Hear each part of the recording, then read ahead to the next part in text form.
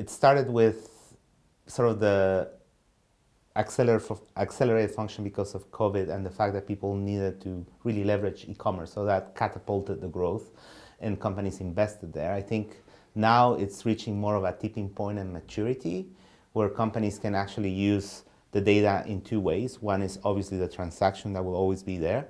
It will remain strong, but also brand building, right? So how do you leverage the data and the signals to better shape your as a brand, your connection with your customer? I think we're faced with an invaluable amount of data and signals today that basically help you connect with customers at very different touch points. So retail media really enables that like no other sort of media today. And there's, back at the start of the opportunity, it was just a small handful of retail media networks and platforms. Now there's a burgeoning array. So for non-endemic brands, like how can they best think about which are the best platforms to play in? Yeah. So, the reality is that the market is heavily dominated with Amazon, right? And Amazon definitely has a play endemic and non-endemic. For instance, if you are buying, if you're Barclays, you want to understand purchasing behavior, so maybe you can offer, a small loan or a credit line, on Amazon. If you're American Express, you might want to upsell a credit card.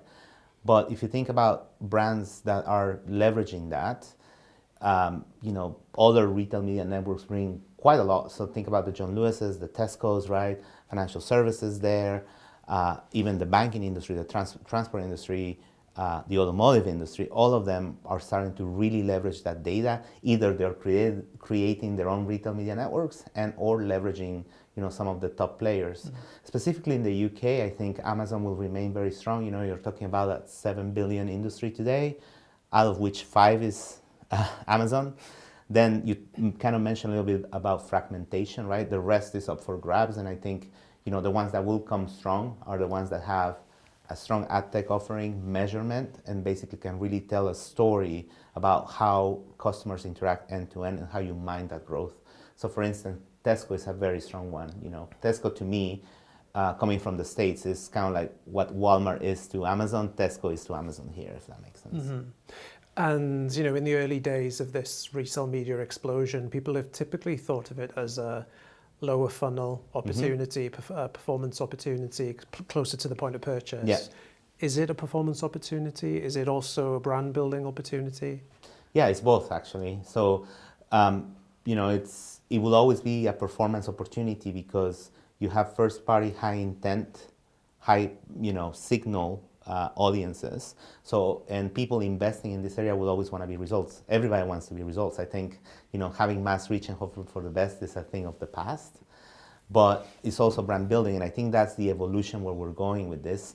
And it's the change management for the way we work with clients, the way clients are set up, right? Because it is very much still a world that you have, marketing budgets and shopper budgets, right? But that is merging more and more. And on our side, as an industry, we need to also understand that, Amazon data, Tesco data, X retail media network data does not just equal performance. So we're in the tip of that change management, if that makes sense. And how is the creative strategy evolving within these retail media environments? You mentioned intent, there's clearly high user intent in these retail environments. Yeah. It's contextually very rich. Is there a creative opportunity within that? Yeah, absolutely. So if you think about the evolution of SEO and content, right? There's this content sort of concept of retail readiness. The most basic function of that was to have the right number of reviews, to understand the right message, the right number of images, etc., etc. Now this is evolving into agentic, right? And how AI interacts, with suggestions. So the more you basically leverage those signals, the more you shape the content to create that connection, the more you will drive a transaction, right? It's a very simple formula. It's like the more your ad engages, an advertiser ad engages, the consumer, the most likely that person will convert. So again, it's like, how do you mine that growth and bring it back to something that's relevant to you or to me at the right moment, in the right place, etc. You said the A word there, agents. Oh, no. How do you see retail media being facilitated by agents in 2026? So it's early days, right? And you have a lot of people out there that are calling the death of the agency model that we know, or the end of creativity. I guess that's the Skynet version of it. And then you have the other world that is everybody will be super autonomous, and us as humans can do more and perhaps focus on less manual tasks, etc., etc., etc. I think 2026 is going to be an evolution somewhere in between. The reality is that us as humans are not going to change overnight, right? Like these interactions will happen over time. So immediately, I don't think we'll see like massive changes when it comes to AI. What we will, in terms of replacing humans and all that, I guess is the fear, right? It's the elephant in the room sometimes. What you will see is more maturity in the offer, especially around tasks that can be automated and can be basically replaced, right? And the idea is like, how do you repurpose that time to bring more insights, right? To understand better your customers, to understand better your brands, and leverage really that power of that free time that you get. Over time, what I think will probably happen is more, for certain types of ad sort of cycles, especially if, I don't know, like let's say you buy, like your grocery shopping and you want to try new products, et cetera, there will be a world in which, an agentic AI can probably benefit from the right content, the right SEO, the right message to automate that.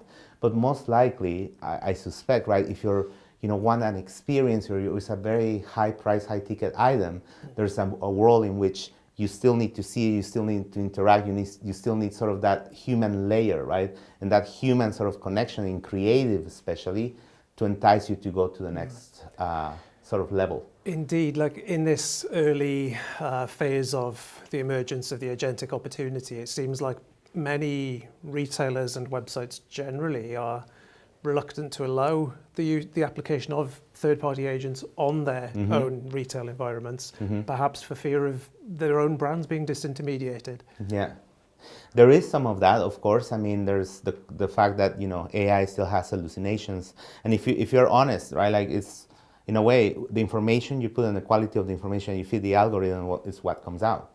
Some of the AI ad generated content is brilliant. Some of it just doesn't make any sense. So we are in early days. I think, there will be more regulations around that. There will be more sort of oversight in many areas, but also it will reach more maturity, right? The beauty of it, I think, is that because, if you think where we were 2 years ago and where we are today, is just, we have accomplished what usually takes a decade.